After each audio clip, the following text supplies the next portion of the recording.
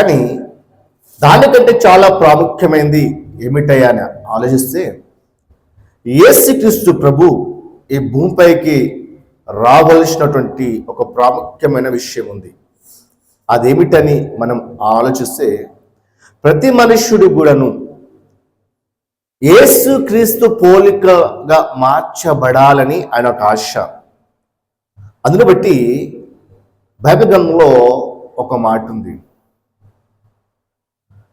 నేను క్రీస్తు పోలి నడుచుకున్నాను, మీరు నన్ను పోలి నడుచుకునండి అని పౌలు గారు మాట్లాడతాడు.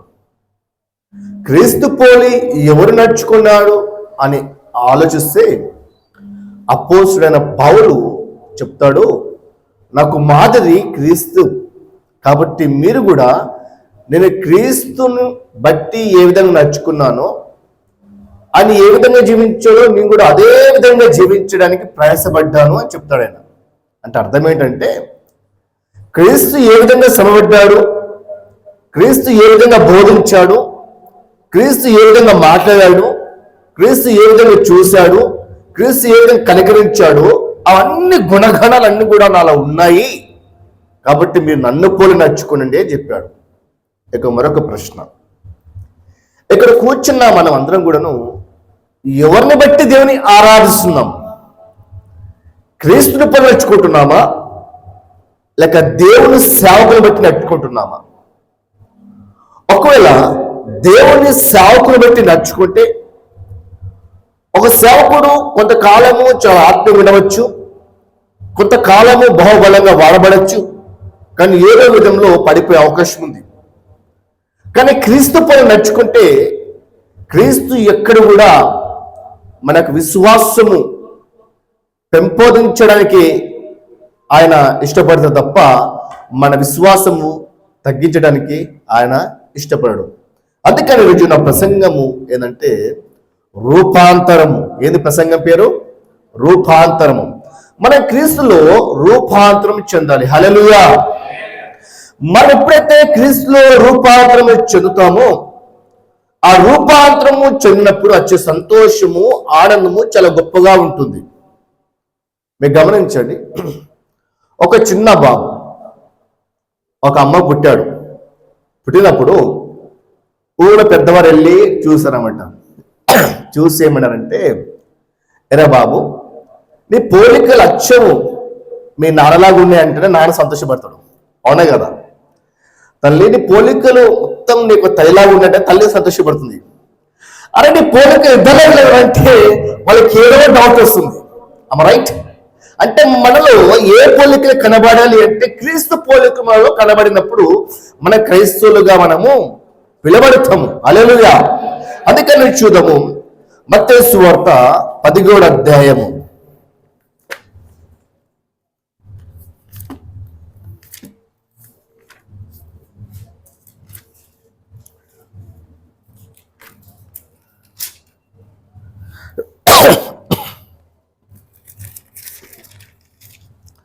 పదిహేడు అధ్యాయము 1 నుంచి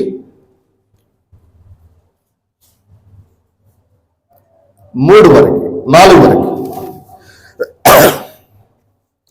6 దినములైన తర్వాత యేసు పేతురును, యాకోబును, అతని సహోదరుడైన యోహానును వెంటబెట్టుకొని ఎత్తైన ఒక కొండ మీదకి ఏకాంతంగా పోయి వారి యొక్క రూపాంతరము పొందెను.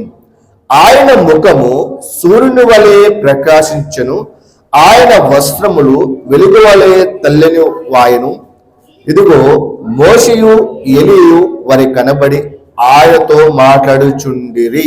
అక్కడ ఆపిద్దాం. ఇక్కడ యేసుక్రీస్తు ప్రభు ఏకాంతంగా ప్రార్థించాలని ఆశపడ్డాడు. హల్లెలూయా. ఆయన ఏకాంతంగా ప్రార్థించాలని ఆశపడ్డాడు. కానీ ఆయనతో పాటు కొంతమంది శిష్యులను తీసుకుని వెళ్ళాడు. ఆయన వెళ్తూ ఏం చేసంటే ఎత్తైన కొండపైకి వెళ్ళాడు. ఎందుకు వెళ్ళాడైనా? ఎత్తైన కొండపైకి వెళ్ళాడు. ఒక ఎత్తైన కొండపైన మనం కొన్ని ఆత్మీయమైన పాఠాలు నేర్చుకోవడానికి ఎంతైనా అవకాశం ఉంది. గమనించండి, ఏకాంతంగా దేవుడితో గడిపేవాడి ముఖము ఒకలాగా ఉంటుంది, సమాజంగా కూడుకొని దేవుడితో గడిపేవాడి ముఖము మరొకలా ఉంటుంది. హల్లెలూయా. ఏకాంతంగా దేవుడితో గడిపేవాడి ముఖము ఎలా ఉంటుందంటే దేవుడితో మాట్లాడుతున్నట్టుగా, దేవుని యొక్క ప్రేమను చూసినట్టుగా, ఆ రుచిని ఎరిగినవాడుగా, దేవుని యొక్క మాధుర్యమైన ప్రేమను తన జీవితంలో అనుభవించినట్టుగా కనబడతాడు. సమాజం కూడుకుంటే ఎలా ఉంటుందంటే అది అనుభవిస్తేనే కానీ పరిపూర్ణంగా అనుభవించలేము. హల్లెలూయా. ఇక్కడ యేసుక్రీస్తు ప్రభు ఏకాంతంగా తండ్రితో గడపాలని ఆశపడ్డాడు. ఆయన ఎప్పుడైతే ఏకాంతంగా తండ్రితో గడపాలని ఆశపడుతున్నప్పుడు పరలోకములో ఏదైతే మహిమ ఆయనకు ఉన్నదో అదే మహిమతో ఆయన రూపాంతరము చెందడము జరిగింది. హల్లెలూయా. యేసుక్రీస్తు ప్రభుకు పరలోకములో ఎలాంటి మహిమ కలిగి ఉన్నాడో అదే మహిమ ఒకసారి శిష్యులు చూశారంట. చూసి ఆశ్చర్యపోయారు. ఆయన మనకి ఏ విధంగా కనబడ్డాడు ఆయన గమనిస్తే ఆయన ముఖము సూర్యుని వలె కనబడిందంట. హల్లెలూయా. సూర్యుని వలె కనబడింది అంటే అర్థం ఏంటి అంటే ఒక సూర్యుడు ఈ భూలోకానికి చీకటిని తొలగించే శక్తి దేనికి ఉంది? సూర్యుడికి ఉంది. హల్లెలూయా. రాత్రి కాగానే సూర్యుడు కనబడే గనుక మనకేమవుతుంది? చీకటి నది కనబడుతుంది. అదే సూర్యుడు ఉదయించడం అనుకో ఏమవుతుంది? చీకటి మాత్రం మనకి కనబడదు. హల్లెలూయా. ఇప్పుడు సూర్యుడు మన ముందు కనబడుతున్నాడు. ఆయన యొక్క వెలుగేంటి, అని ఏ విధంగా ప్రకాశిస్తున్నాడు అనే విషయం అని చెప్పగలము. అదేవిధంగా శిష్యులు ఎప్పుడైతే యేసుక్రీస్తు ప్రభు చూశారో చూసినప్పుడు ఎప్పుడు మాటనంటే ఆయన ముఖం అంట సూర్యుని వలె కనబడిందంట. అంతేకాదు ఆయన తెల్లని వాడాయను. ఎలా అయిపోయినా తెల్లని వాడాయను. గమనించండి. అంటే యేసుక్రీస్తు అంతకుముందు ఎలా ఉన్నాడు అని ఆలోచిస్తే అంతకుముందు మనుషుని యొక్క రూపంతో ఉన్నాడు ఆయన. మనుషుని యొక్క రూపమే వాళ్ళు చూస్తే తప్ప దేవుని యొక్క మహిమను వాళ్ళు చూడలేరు. ఎప్పుడైతే దేవుని యొక్క మహిమను వాళ్ళు చూశారో యేసుక్రీస్తు ప్రభు యొక్క ముఖం అంటే సూర్యుని వలె ఆయన తెల్లగా కనబడాడంట. ఆయన కనబడినప్పుడు ఆ వెలుగు ఆయన చుట్టూ ప్రకాశించిందంట. హల్లెలూయా. అలా ప్రకాశిస్తున్నప్పుడు ఆయనను చూడడానికి ఇద్దరు వచ్చారు. ఎవరు వచ్చారయ్యా? ఎవరు వచ్చారు? ఏలియా, మోషే. ఇక్కడ ఏలియా, మోషే ఎందుకు వచ్చారు అనే ఆలోచన కొన్నిసార్లు బైబిల్ గ్రంథం చదివితే మన డౌట్స్ వస్తూ ఉంటాయి. కొంతమంది ఆ డౌట్ అలాగే పెట్టుకుంటారు. కానీ ఇక్కడ ఏలియా, మోషే ఎందుకు వచ్చారు? యేసు ప్రభుతో ఎందుకు వాళ్ళు ముచ్చటిస్తున్నారు? యేసు ప్రభుతో ఎందుకు వాళ్ళు ఏం మాట్లాడుతున్నారు అక్కడ అని ఆలోచిస్తున్నప్పుడు మోషే దేనికి సూచన కనబడుతున్నాడయ్యా అని గమనిస్తే ధర్మశాస్త్రమునకు సూచనగా కనబడుతున్నాడు. హల్లెలూయా. ఏలియా దేనికి సూచన కనబడుతున్నాడంటే ప్రవక్తలకు సూచనముగా కనబడుతున్నారు. గమనించండి. దేవుడు మోషను వాడుకున్నట్టుగా ధర్మశాస్త్రములు ఏ వ్యక్తి కూడా వాడుకోలేడు. ప్రవక్తలలో ఏలిను వాడుకున్నట్టుగా దేవుడు ఏ ప్రవక్తను కూడా ఆ విధంగా వాడుకోలేడు. హల్లెలూయా. వీళ్ళిద్దరు కూడా ఒక సిమిలారిటీ ఉంది. ఏలియా మరణము చూడకుండానే ఎత్తబడ్డాడు. మోషే యొక్క మరణం పొందినప్పుడు కూడాను ఆయన యొక్క శవము కొరకు ఎవరు పోటీపడ్డారంట? దేవుని దూతలే పోటీపడ్డాయంట. అంటే వీరిద్దరి యొక్క బాడీస్ వరకు భూమి పైన కనబడవు అని కొంత పండితులు అంటారు, కానీ కనబడతాయి, అది వేరే విషయం, అది వేరే టాపిక్. కానీ వీళ్ళిద్దరు కూడా దేవునితో ఉన్నారు. వీళ్ళు ఏ విధంగా దేవునితో ఉన్నారు అంటే దేవుని యొక్క మహిమలో ఉన్నారు. వీరు దేవుని యొక్క మహిమను ఎలా పొందుకున్నారు అని ఆలోచిస్తే మోషే కూడా కొండపైన గొప్ప అనుభవం ఉంది. హల్లెలూయా. మోషే 40 రోజులు ఏం చేశాడమ్మా? కొండపైన ప్రార్థించాడు. రైట్, కొండపై చేశాడు, ప్రార్థించాడు. ప్రార్థించి అనుభవం ఎవరికైతే ఉంటుందో వారికి రూపాంతరం చెందే అనుభవం కూడా వాళ్ళకి కనబడుతుంది. మోషే 40 దినాలు దేవునితో గడిపిన తర్వాత, మోషే దేవునితో మాట్లాడిన తర్వాత, ఆ మోషే కొండ దిగి వస్తుంటే జనాలంట భయపడిపోయారంట. హల్లెలూయా. గమనించండి.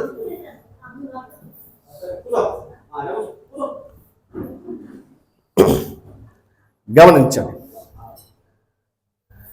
ఏలియా సమాజంగా కూడుకున్నప్పుడు, ఏలియా సమాజంలో దేవుని యొక్క మాటలు ప్రకటిస్తున్నప్పుడు జనాలు భయపడలేరు. కానీ ఎప్పుడైతే ఏలియా దేవునితో గడిపాడో, మోషే దేవునితో గడిపాడో, అప్పుడు జనాలు భయపడము మొదలుపెట్టారు. గమనించండి, మోషే ఇజ్రాయేలు ప్రజలందరితో మాట్లాడాడు, కానీ ఏనాడు కూడా ఆయనకి భయపడలే. కానీ ఎప్పుడైతే మోషే దేవునితో 40 దినాలు గడిపాడు, 40 దినాలు ఏంటండి? రాత్రి పగలు. అది ఏకాంతంగా దేవునితో గడిపినప్పుడంట దేవుని నుంచి ఒక శక్తిని పొందుకొని, ఏ విధంగా అయితే దేవుని చూశాడో, ఏ విధంగా వెలుగు చూశాడో అదే వెలుగంట మోషే ముఖంలో కూడా ప్రకాశించిందంట. హల్లెలూయా. ఎప్పుడైతే మోషే ముఖంలో వెలుగు ప్రకాశించిందో ఇశ్రాయేలు ప్రజలందరూ కూడాను గడగడా వారికి మోషే యొక్క ముఖము చూడడానికి కూడా వారి శక్తి లేక కింద పడిపోయారంట. హల్లెలూయా. ఏకాంత ప్రార్థన శక్తి చాలా గొప్పది. మీకు ఏకాంతంలో ఉన్న శక్తి ప్రార్థన మీకు ఎప్పుడు అర్థం అవుతుంది అంటే మీరు కూడా ఏకాంతంగా ప్రార్థించినప్పుడే. హల్లెలూయా. కాబట్టి ఏకాంత ప్రార్థన అనేది క్రైస్తవులకు చాలా ప్రాముఖ్యమైనది. ఏకాంత ప్రార్థన ఎప్పుడైతే చేస్తామో,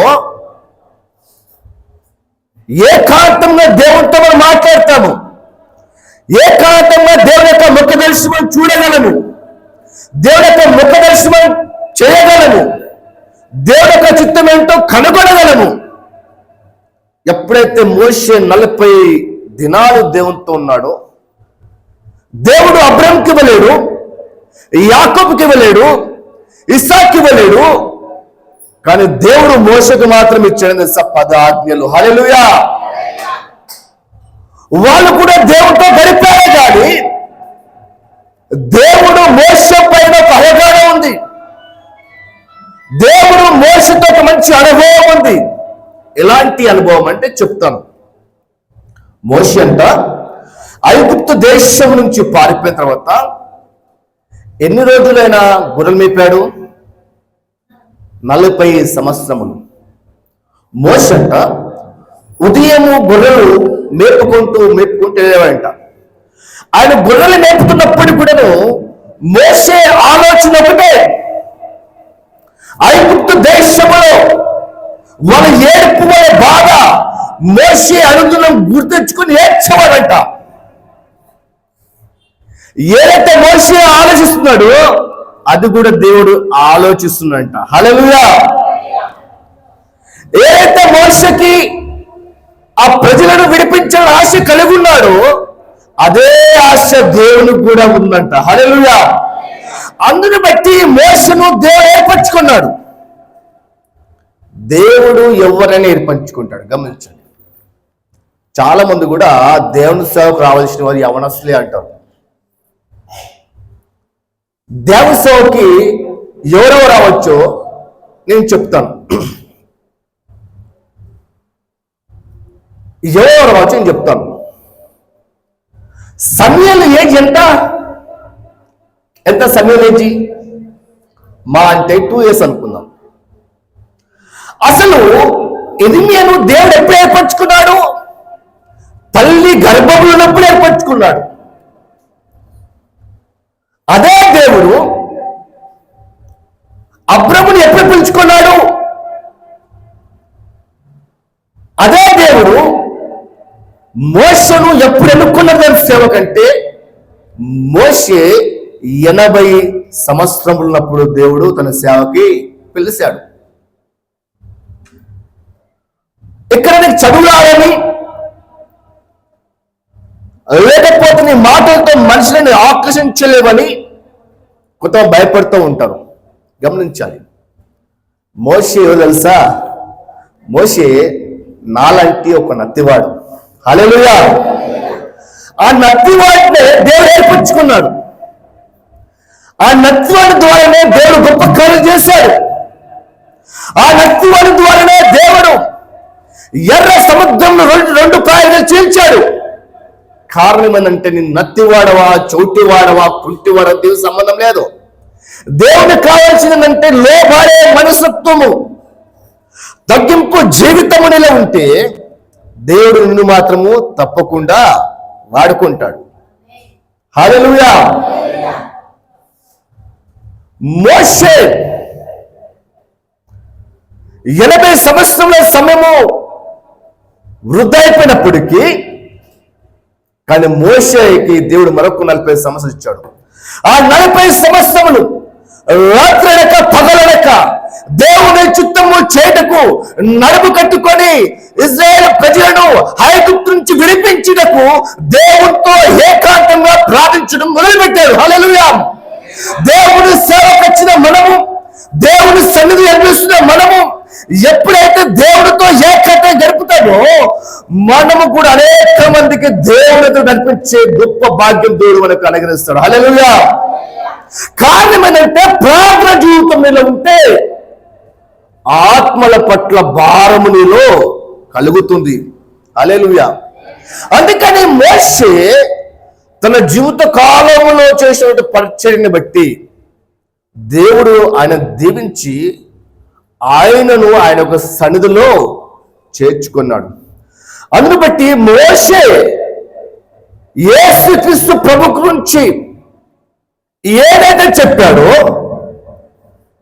ఏదైతే ఏలియా కూడా చెప్పాడో, వీళ్ళిద్దరు కూడాను యేసు ప్రభు చూడలేరు కానీ పరిపూర్ణంగా వాళ్ళు పరిపూర్ణంగా ఎప్పుడు చూడగలిగారని గమనిస్తే రూపాంతర కొండ పైన చూడగలిగారు. ఈ ఎలియా ఎవరయ్యా అని గమనిస్తే ఈ ఎలియా చాలా గొప్ప దేవుని ప్రవక్త.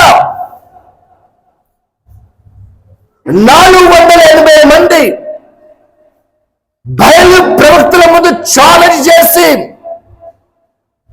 నా దేవుడే నిజమైన దేవుడని సవాలు వదిలి వాళ్ళ ముందు దేవుని యొక్క మహిమను వ్యక్తపరిచిన వ్యక్తి ఎవరంటే ఏలియా. హల్లెలూయా.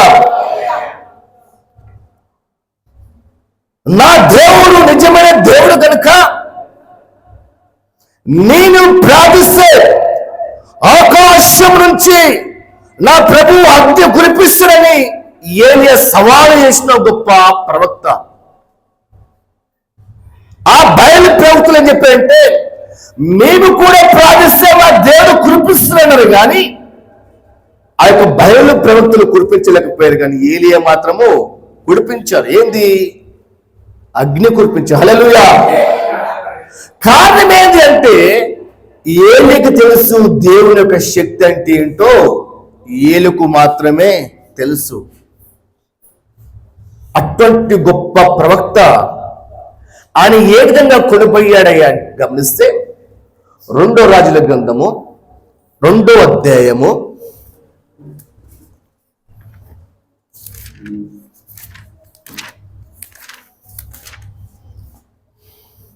11వ వచనము. వారు ఇంకా వెళ్ళొచ్చు మాట్లాడుచుండగా, ఇదిగో అగ్ని రథమును అగ్ని గుర్రములను కనబడి వీరిద్దరిని వేరు చేసును. అప్పుడు ఏలియా సుడిగాలు చేత ఆకాశమునకు ఆరోహణ మాయను. దేవుడు ఏలిని ఏ విధంగా తీసుకెళ్ళాడని గమనిస్తే, పరలోకం నుంచి అగ్ని రథములను భూమిపైకి పంపిస్తూ వచ్చాడు. ఆ యొక్క అగ్ని రథములు ఏ విధంగా వస్తూ వచ్చాయని ఆలోచిస్తే గుర్రములు మోసుకుని వచ్చాయంట. హల్లెలూయా. ఆ గుర్రములు మోసుకుని వచ్చి ఏలియను బండి పైన ఎక్కిపించుకొని పరలోకానికి వెళ్ళిపోయాయంట. హల్లెలూయా. గమనించండి, మొట్టమొదటిసారిగా ఏరోప్లేన్ ఎక్కింది ఎవరయ్యా అంటే ఏలియనే. హల్లెలూయా. ఈ ఏలియా ఎక్కిన ఏరోప్లేన్ ఎక్కడ డైరెక్ట్ పరలోకానికి వెళ్ళిపోయాడు. హల్లెలూయా. మనం ఎక్కే ఏరోప్లేన్ అమెరికా వెళ్ళి మన ఇండియాకి వచ్చేస్తాం. అంటే ఎక్కడైనా సరే తిరిగి భూమిపైకి రావాల్సింది. కానీ దేవుని చేత వాడబడిన వాడు తిరిగి భూమిపైకి రాడు. దేవుని యొక్క మహిమ చూసేంత వరకు పరలోకములే ఉంటాడు. దేవునితో మాత్రమే గడిపాడు. హల్లెలూయా.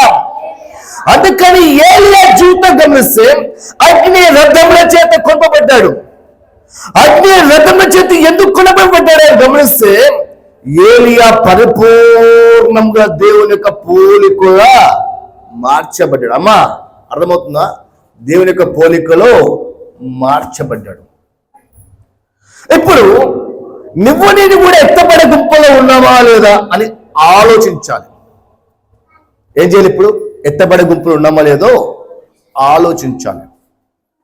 ఎత్తబడే గుంపులో లేకుంటే మనం చాలా నష్టపోతాం. అమ్మ గమనించండి, అందరూ కూడా చెప్తూ ఉంటారు, యేసు ప్రభు పుట్టాడు పుట్టాడు పుట్టాడు పుట్టాడు ఆయన భూమిపై జీవించాడు, చనిపోయి తిరిగి లేస్తాడు, ఆయన మరలా రాబోతున్నాడు. హల్లెలూయా.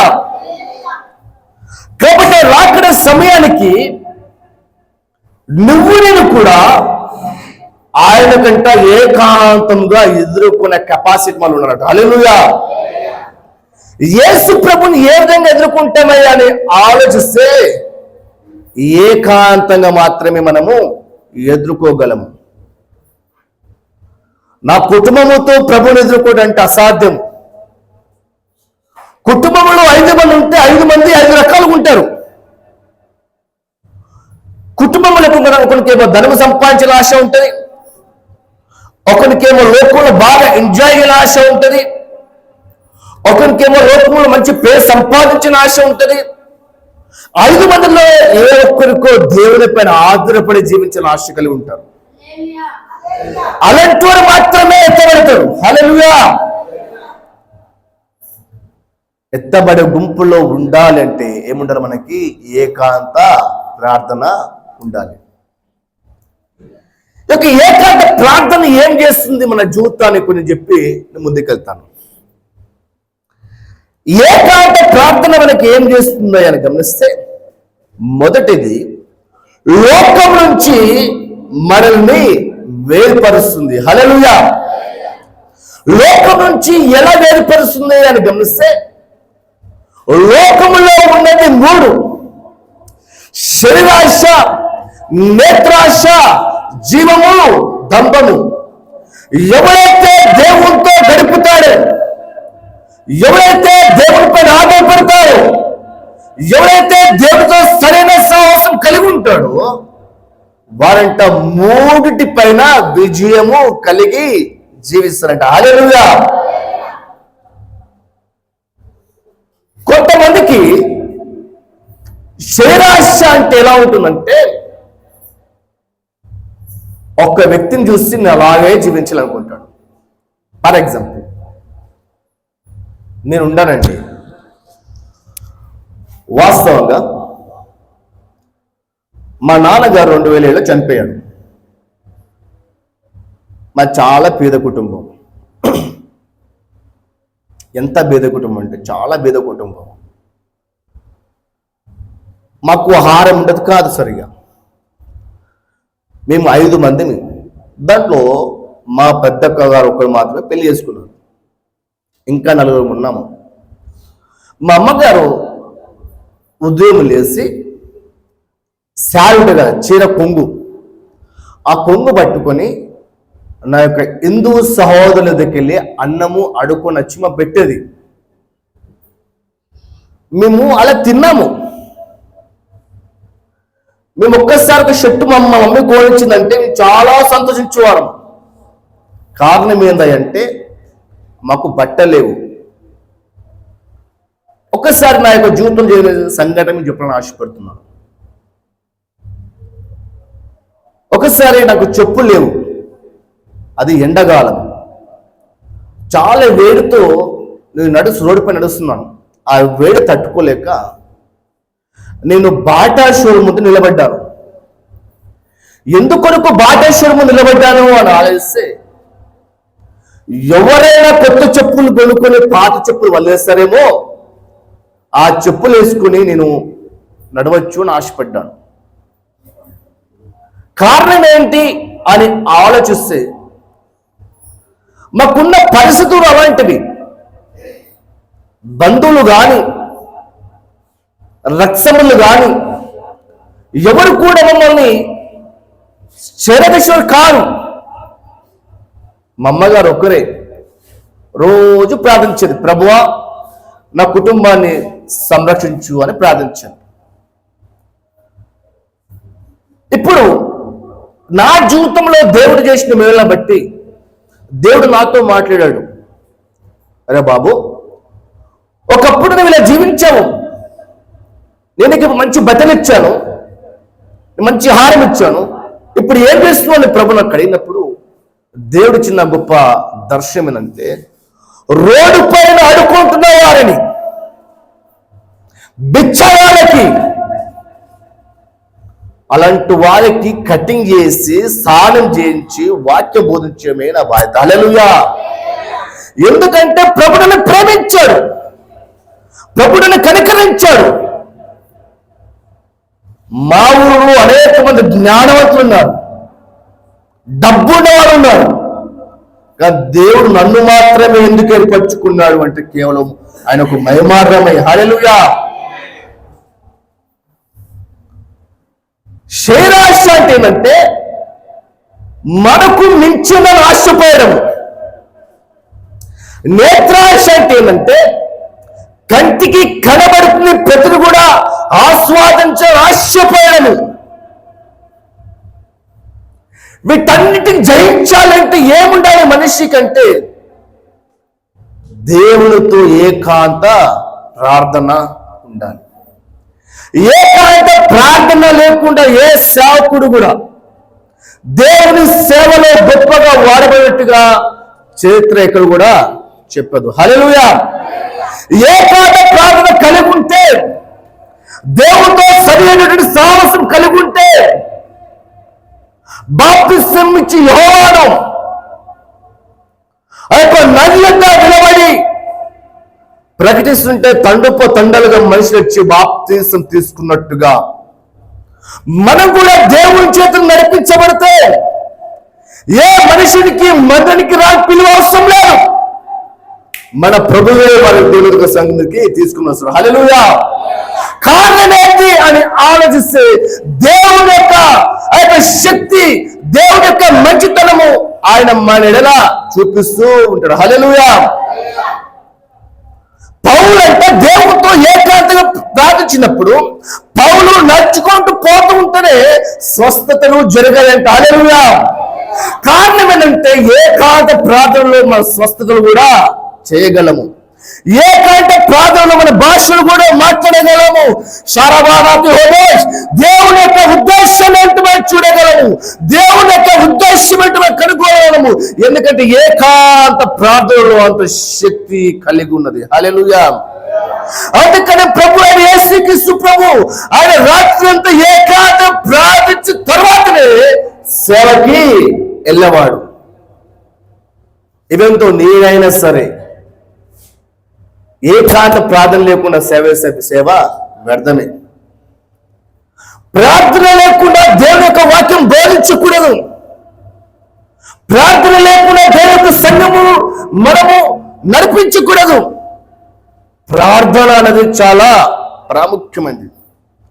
దేవుడే పరలోకం వదిలి ఆయన భూలోకం ఉన్నవాడు, ఆయన దేవుడే ఉన్నప్పటికీ ఏకాంత ప్రార్థన అనేది ఎంత ప్రాముఖ్యమో ఆయన శిష్యులకు చెప్పాడు. హల్లెలూయా. ఏకాంత ప్రార్థన సంఘము ఎప్పుడైతే చేస్తాడో ఈ సంఘానికి స్థలము కూడా సరిపోదు. హల్లెలూయా. ఏకాంత ప్రార్థన చేస్తే తండలుగా మనుషులే వస్తారు, దేవుడు వారిని తీసుకొని అతనే వస్తాడు. హల్లెలూయా.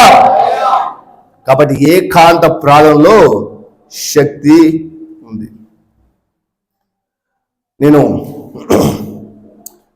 గడిచిన వారం మా ఊరిలో ఎలక్షన్స్ ఉంటే వెళ్ళాను. ఒక ఊరికి వెళ్ళాను. ఆ ఊరిలో గెస్ట్ వెళ్ళి వాక్యం బోధిస్తున్నాను. ఒక ఆవిడకి దయ్యాలు పట్టాయి. ఆ దయ్యాలు పట్టాయి. ఆ దయ్యమును విడిపించాలన్నా, ఆ దయ్యముని వెళ్ళగట్టాలన్నా మొదట నేను దేవునితో సరైన సంబంధం కలిగి జీవించాలి. హల్లెలూయా. దేవుని మహాకృపను బట్టి ఆ దయ్యాలు పట్టిన ఆవిడ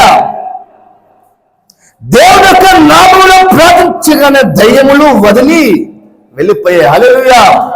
11 సంవత్సరములు ఒక చిన్న పాపకి చిన్నప్పటి నుంచి అంటే చెవులు విడబడతలేవంట. యేసుక్రీస్తు నామములో ప్రార్థించగానే దేవుడు ఆమెకు చెవులు తెరిచాడు. అది వారి యొక్క సాక్ష్యం. హల్లెలూయా. కారణం ఏంటంటే దేవుడే అద్భుతములు మహత్కారము చేయగలడు. మోషే నత్తివాడు. ఆ నత్తివాడిన మోషే దేవుని యొక్క నామం బట్టి ప్రార్థించగా, దేవుని యొక్క నామం బట్టి ఆజ్ఞాపించగా ఎర్ర సముద్రమే 2 పాయలుగా చీల్చినప్పుడు అదే దేవుడు మనం కూడా కలిగి ఉన్నాం. అదే దేవుడు ఏమున్నామో మనం కూడా కలిగి ఉన్నాము. ఆ దేవుని యొక్క కార్యాలు మనం చూడాలంటే మన జీవితంలో ఏకాంత ప్రార్థన అవసరము. అమ్మా,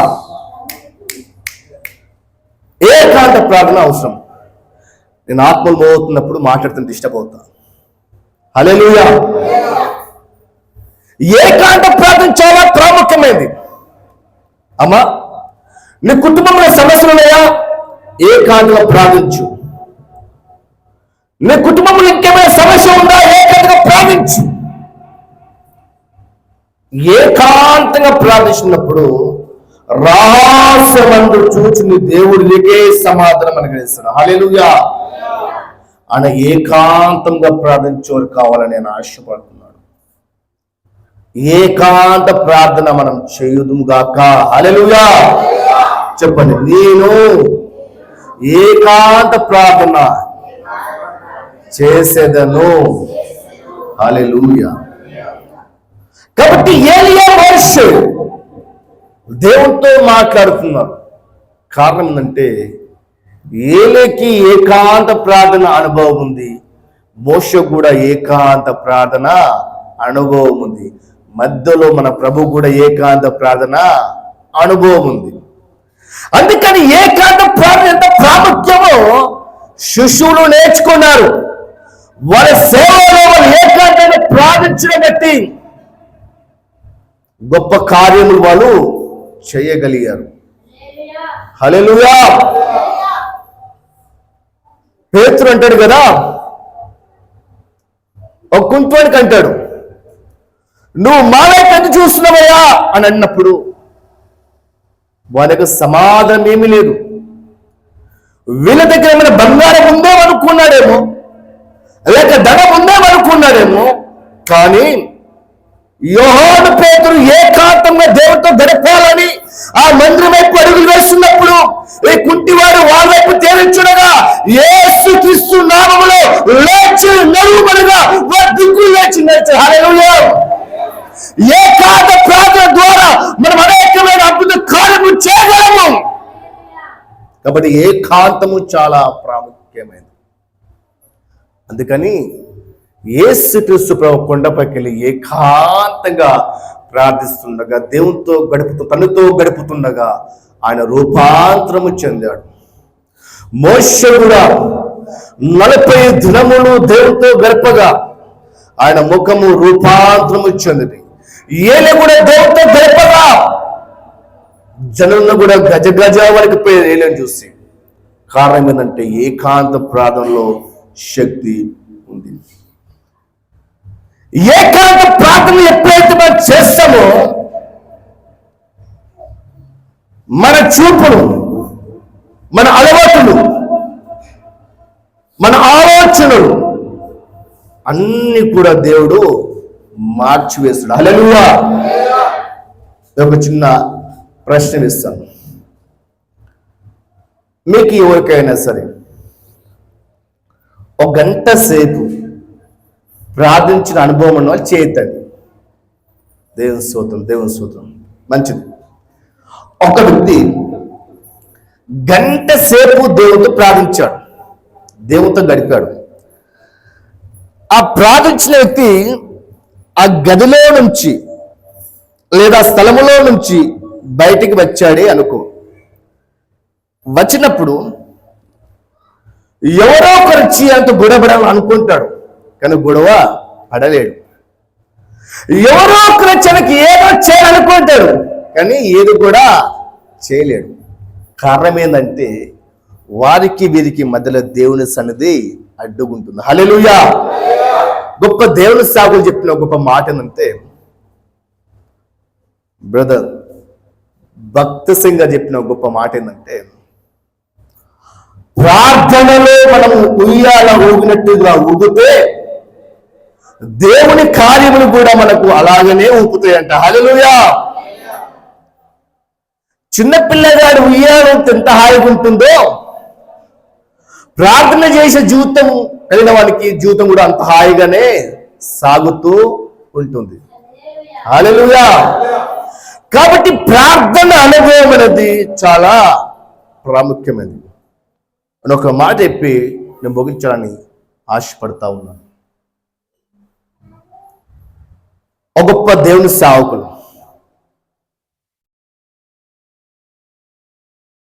ఆయన ఆఫ్రికా దేశంలో దేవుని సేవ చేస్తున్న దేవుని సేవకులు. ఆయన వాక్యము బోధిస్తున్నప్పుడు కొంతమంది మాంత్రికులు విని ఈ సేవకుని ఎలాగైనా సరే రక్తమును కక్కించే విధముగా, ఆయనకు భయపెట్టే విధముగా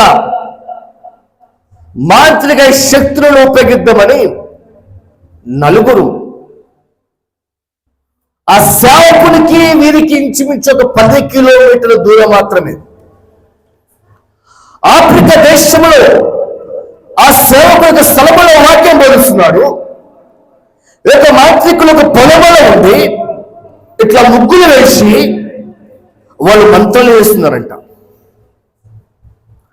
దేవుని సేవకుడు ఆత్మలోనేట, ఓ మంత్రశక్తులారా, ఓ చీకటి శక్తుల ప్రభావములారా, నా యేసు క్రీస్తు మహిమ ఎదుట అవి నిలబడగలవాడు సమాధానం. హల్లెలూయా. ఆ మాట విన్న వారు దురాత్మ చెప్తా ఉన్నారంట. ఆ సేవకుడు ఏ విధంగా చెప్తా ఉన్నాడు, మనం ఎన్ని రకాలుగా ప్రయాసపడినా ఆ నిలబడిన చోటుకు మనం వెళ్ళకపోతున్నాము. ఎందుకంటే దేవుని యొక్క శక్తి ఆయన కన్నుకొని ఉందని చెప్పాడు. హల్లెలూయా. ఆ దురాత్మను ఆ మాంత్రికులు చెప్తున్నప్పుడు వాళ్ళ మంత్రాలు చదివి ఆ నోట్ల నుంచి వాళ్ళకి రక్తము కారుతుండగా ఆ బాధ తట్టుకోలేక నలుగురు మాంత్రికులు వాక్యం బోధిస్తున్న దేవుని సేవకుడికి వచ్చి, అయ్యా మమ్మల్ని క్షమించు, నీ దేవుడే గొప్ప దేవుడు, నీ దేవుడు సర్వోన్నతుడు, మేము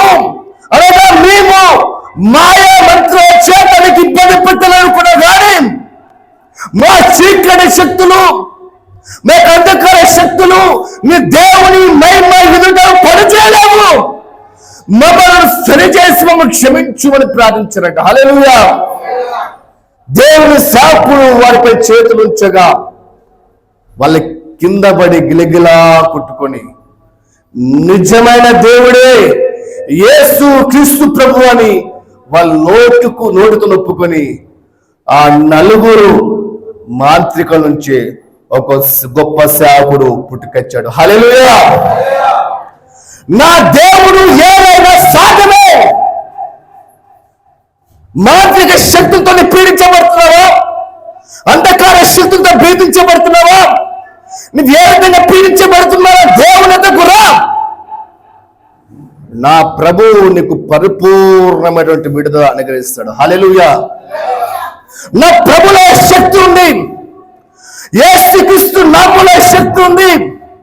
దయ్యాలు దురాత్మలు యేసుక్రీస్తు నామం పేరు వినగానే గడ్డ వనికి వెళ్ళిపోతున్నాయి. అలాంటి ప్రభుత్వాన్ని ఏకాంతంగా ప్రార్థిస్తే నువ్వు నిలబడి చోటనే అద్భుతములు మహత్కారం చేయగలవు. హల్లెలూయా. నా ప్రభు నీ ద్వారా ఏదో కోరుకుంటున్నాడు. ప్రార్థన జీవితం కోల్పోయావేమో, నీ ప్రార్థన జీవితం అనే బలిపిన పడిపోయిందేమో, తిరిగి కట్టుకోవడం మంచిది. సేవ చేయాలని ఆలోచన సోదరుడా, నీకు చాలా ఆశ ఉంది దేవుని సేవ చేయాలని. బారాకి నాదేదో అదన్నాయి. ఆ సేవలో ఎదగాలని చాలాసేపు ప్రయాసపడుతున్నావు. మీకు ఏదో వెనుక లాభంతో ఉంది.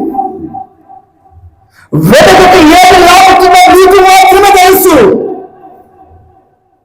కానీ దేవుడిని మాత్రం గొప్ప వాడుకుని ఆశపడుతున్నా. హల్లెలూయా. కానీ ఒక్కసారి నీ బలిపీఠము సరి చేసుకున్న చక్కగా పెట్టుకొని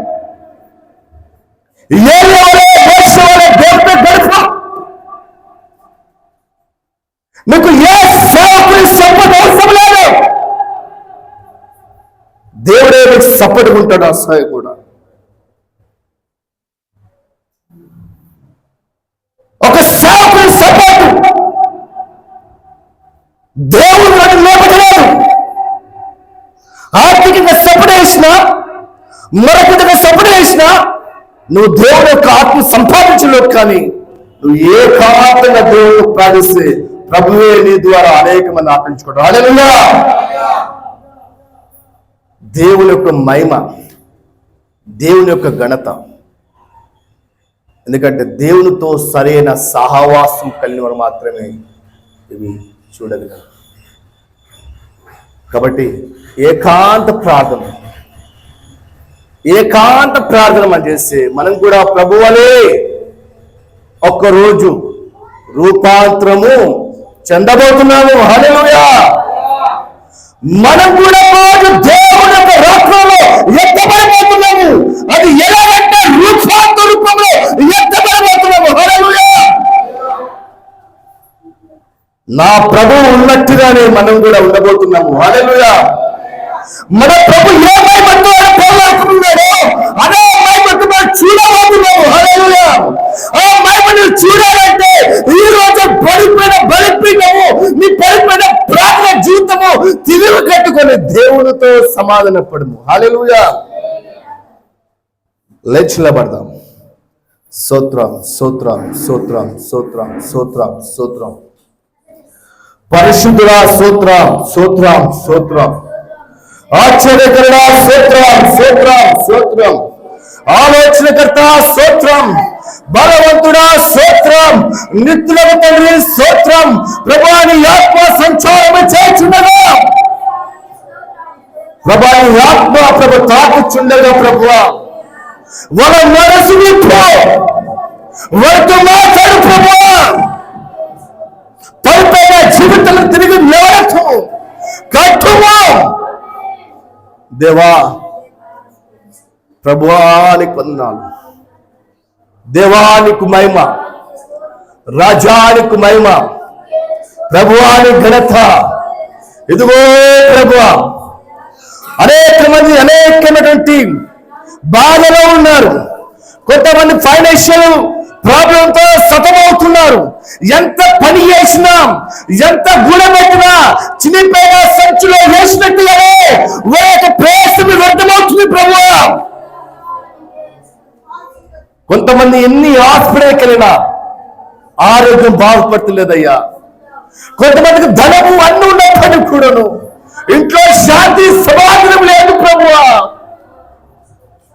దేవా, మీరు జ్ఞాపకం చేసుకుంటయ్యా. రాజా ఒకసారి జ్ఞాపకం చేసుకుని ప్రార్థిస్తున్నాను. దేవానికి వందనాలు, ప్రభువానికి వందనాలు. ఇదిగో తను ప్రభువా, ఒకసారి కనకరించము, ఒకసారి కృప చూపించు ప్రభువా.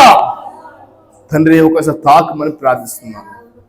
బారకినదేదో అదోనాయ్.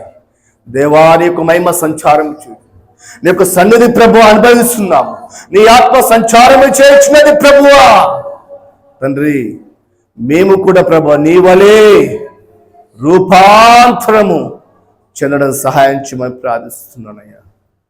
ఎవరికైనా సరే ఆరోగ్యం బాగాలేని వారు ఉంటే, ఫైనాన్షియల్ ప్రాబ్లమ్స్ ఉంటే, ఒకసారి ఒక చెయ్యి మీ యొక్క హృదయంపై పెట్టుకొని ఒక చెయ్యి పైకి లేవత్తండి. దేవుడు గొప్ప కార్యం చేయబోతున్నాడు. మీకు ఫైనాన్షియల్ ప్రాబ్లం ఉన్నా, హెల్త్ ఇష్యూస్ ఉన్నా, దేవుడు గొప్ప కార్యం చేయబోతున్నాడు. నేను ప్రార్థించబోతున్నాను. ప్రభువా, తండ్రి, నేను రాబడి ప్రార్థిస్తున్నాను. కొంతమంది ఫైనాన్షియల్ ప్రాబ్లం బట్టి ప్రభువా బాధతో దుఃఖంతో ఉంటున్నారు. తండ్రి, అప్పుల ఊబిలో నుంచి నువ్వే బయటికి ప్రభు తీసుకురమ్మని ప్రార్థిస్తున్నాను. ఆమేన్. అనారోగ్య సమస్యములో ప్రభు సమస్యతో ఉన్న వారి జ్ఞాపకం చేసుకోండి ప్రభువా. దేవా, వారు ముట్టండి. అరికాలు మొదలుకొని నడి నెత్తి వరకు ప్రభు ముట్టండి ప్రభువా. యేసు క్రీస్తు నామములో ప్రార్థిస్తున్నాను. వాళ్ళకు మాంసం ముట్టండి, ఆ యొక్క నరమును ముట్టండి ప్రభువా. వాళ్ళకున్నటువంటి ఏ విధమైన సమస్య ఉందో నా చెరవైన యేసు క్రీస్తు నామములో అది వెళ్ళిపోయినాక స్వస్థపరచబడినాక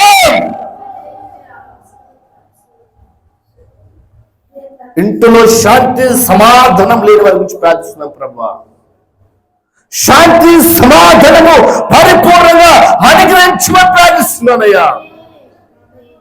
నువ్వు చెప్పావు కదా, నా శాంతినే నేను మీకు అనుగ్రహిస్తున్నా చెప్పిన దేవా, నీ శాంతిని పరిపూర్ణంగా అనుభవించే బాధ్యము మాకు దయచేయమని ప్రార్థిస్తున్నాను.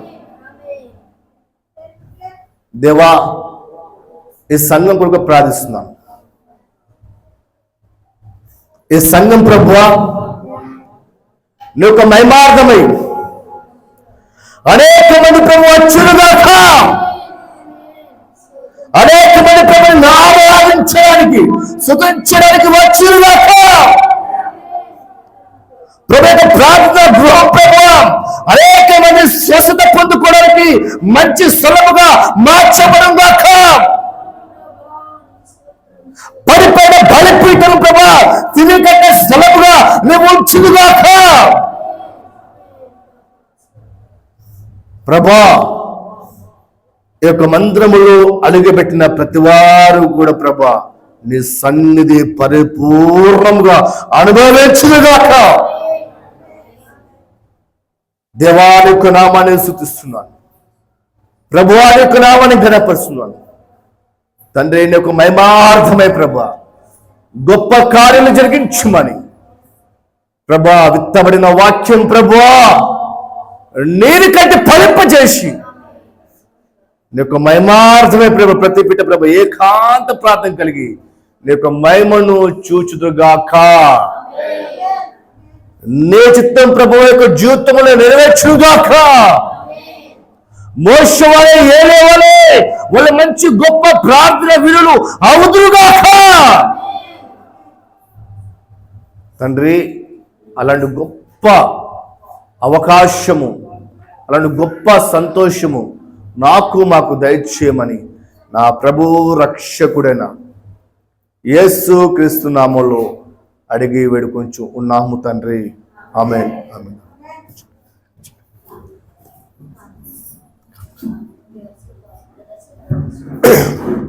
అందరూ కూర్చుందాం.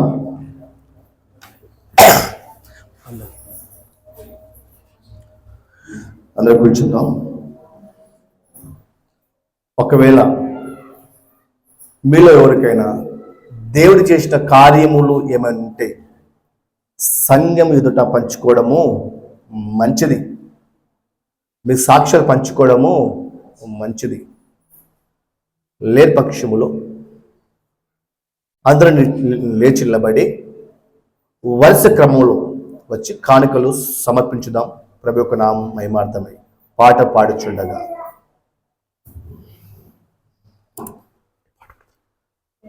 సాంగ్ పడతారా?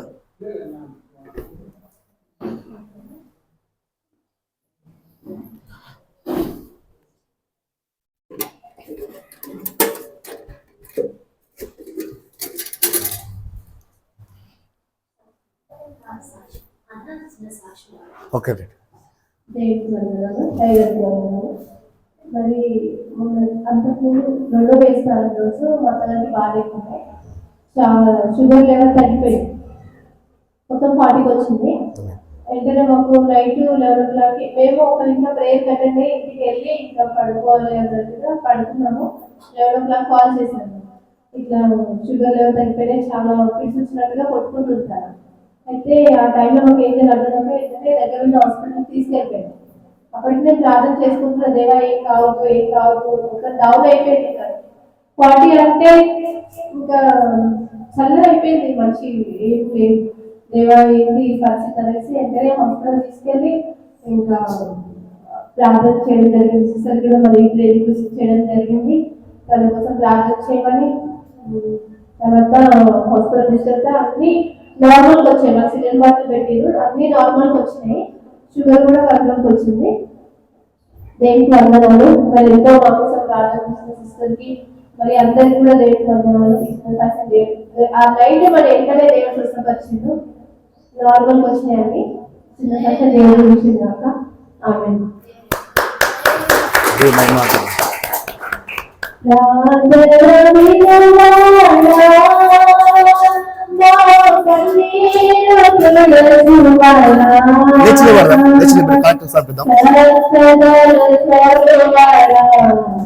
ఫస్ట్ బాయ్స్ రండి, తర్వాత గర్ల్స్ వస్తారు.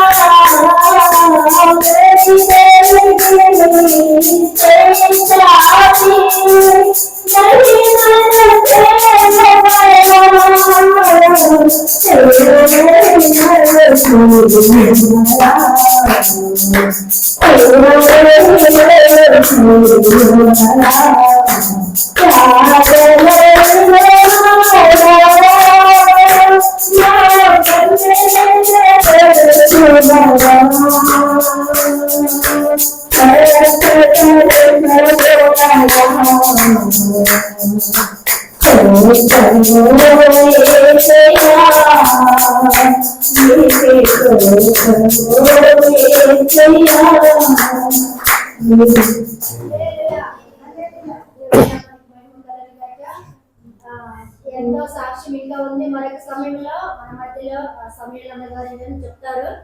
ఇప్పుడు సమయం లేదు కనుక వాళ్ళు మన మధ్యకి రావడము ఎంతో ధన్యము. దేవునికి ముందు మహిమ కలగగాక. ఈ సమయంలో సమయాలన్న ఇక్కడ ఎంతో సాక్ష్యం ఉంది అన్నది ద్వారా మరొక సమయంలో ఉన్నాను అన్నది.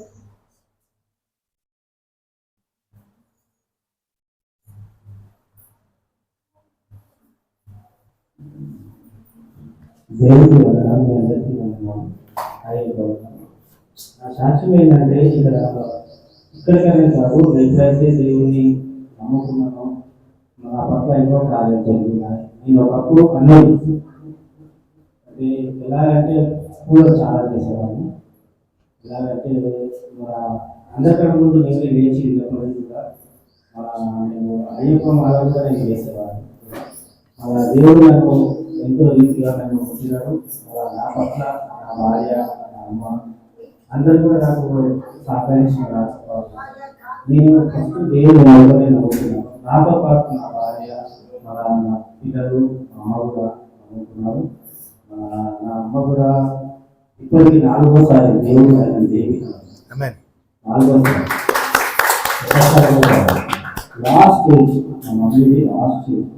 ఇప్పటికి మా మమ్మీ చనిపోయి కూడా ఒక 1 year అవుతుంది వస్తుంది.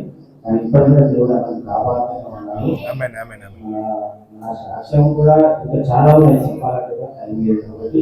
ఎందుకంటే నేను ఇక్కడికి ఎందుకు వచ్చానంటే నాకు ఒక సంఘం ఉంది. ఆ సంఘం నుంచి కొంచెం నేను వచ్చాను. ఎందుకంటే సాక్ష్యం పంచుకోవాలని వచ్చాను. సిస్టర్ గారు మన ఇక్కడ కూడా సమీకృష్ణ అంటే కూడా ఆ రోజు కూడా మా మమ్మీ కూడా హాస్పిటల్గా ఉంది. ఐసీలో ఉన్నది కూడా. సిస్టర్ ఎన్నోసార్లు కాల్ చేసినా నేను గెస్ట్ చేయలేదు. క్షమించాను సిస్టర్. మళ్ళా బయటికి వచ్చినప్పుడు కూడా మా సిస్టర్ కాల్ చేసి నేను చెప్పాను, సిస్టర్ మీకు ఏదైనా కావాలంటే చెప్పండి, నేను చేస్తాను, కానీ మీరు తీసుకోవాలని చెప్పాను. ఉన్నది అని చెప్పాను. Thanks sister. నేను ఇక్కడికి ఎందుకు వచ్చానంటే మన సిస్టర్ ద్వారా నేను ఇక్కడికి వచ్చాను. మన సంఘాన్ని ఎన్నో చేయాలనుకుంది, కానీ నాకు కొంచెం టైం పడుతుంది. చేస్తా తప్పకుండా.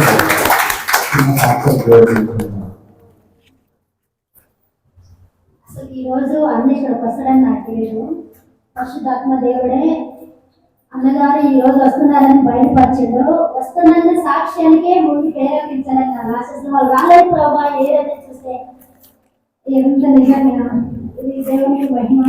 ఫస్ట్ ప్రేరేపణ ఏదైనా సాక్షి కొరకే సిస్టర్ పిలిచిన సాక్ష్యం ఎలా చెప్పింది నేను చెప్పను కూడా చెప్పలే. సాక్ష్యం చెప్పాలి సిస్టర్ గారు చెప్పింది. ఇదంతా దేవుడి కృప. మమ్మీ కొరకు నేను 4 గంటలు లేచి ప్రార్థన చేసిన రోజు నాకు అది అలవాటు. నేను అది అలవర్చుకున్నా.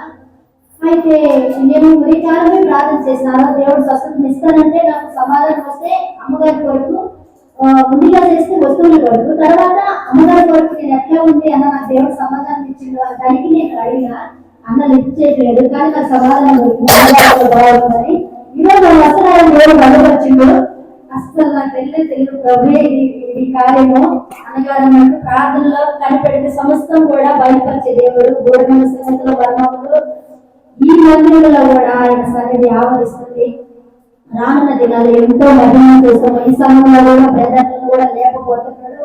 అనేక మంది దేవుడు వాడుకుంటూ మనమందరం కూడా కలిసి దేవుడు పరిచర్య కొరకు ముందుకు వెళ్ళాలని దేవుడు కోరుతున్నాడు. కాబట్టి ఈ సాక్షి కూడా దేవుడు దీవించి ఆశీర్వదించేగాక. మన కృష్ణ శివుడు ప్రార్థన చేస్తారు. ఆ దీవెన కానుకల ప్రార్థన అన్నగారు చేస్తారు.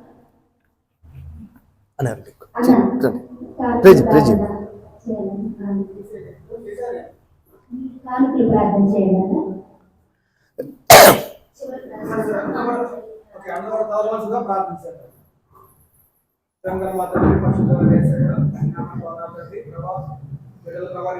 ఇచ్చిన ఈ కానుకలు ప్రభావం ఏదైతే ఉందో వాటిని జీవించండి అని ఆశ్రయించండి. 30 జీవించండి. వాటి విన్న మా అందరూ హృదయాల్లో నిలిచి ఉండడానికి, ఫలించడానికి, వాటి ప్రకారం మేము జీవించడానికి సహాయం చేయండి. యేసుక్రీస్తు నామములో అడుగుతున్నాము.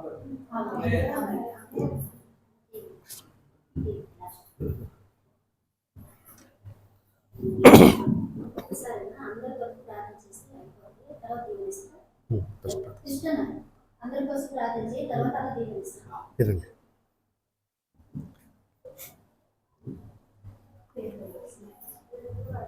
అందరి ద్వారా వచ్చినట్లయితే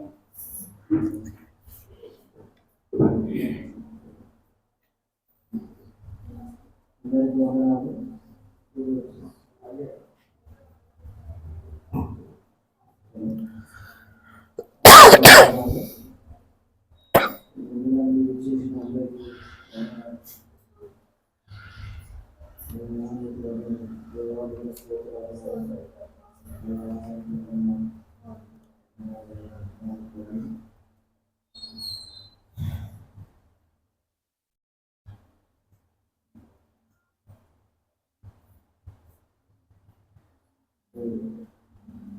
వచ్చిన వాళ్ళందరికీ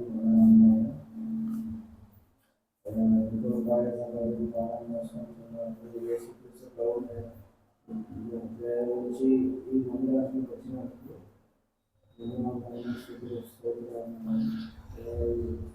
చిన్న బాగా ఆలోచించి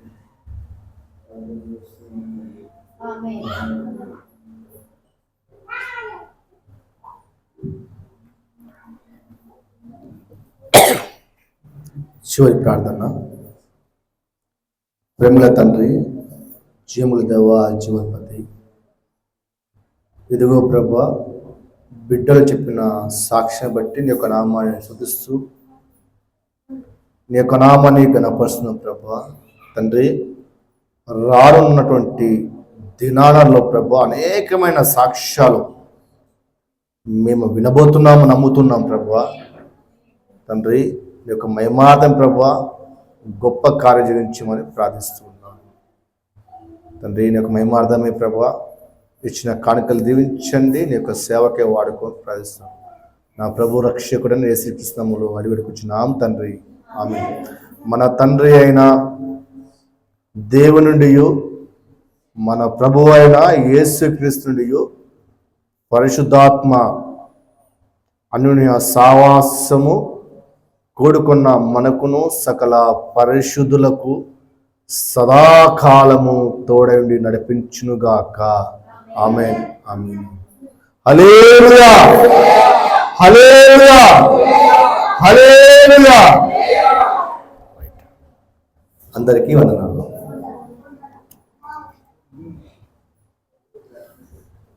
ఒకరికొకరు ప్రైజ్ లాడుతున్నారు.